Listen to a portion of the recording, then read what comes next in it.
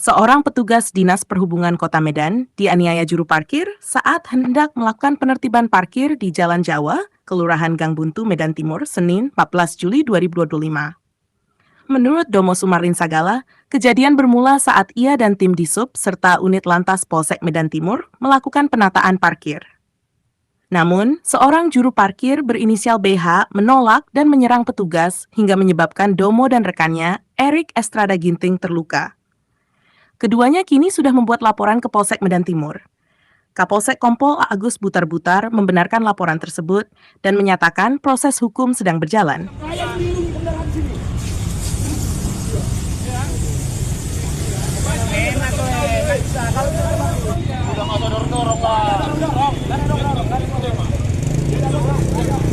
KPSI semua, nggak ada itu. KPSI semua. Itu yang viral kemarin nggak kan?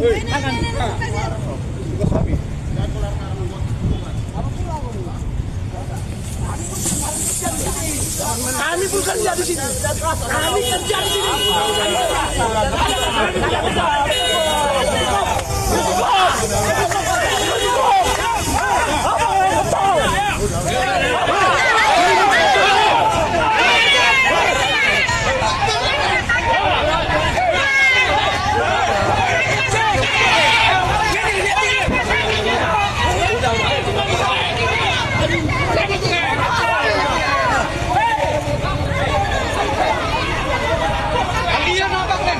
Mereka bertugas di sini.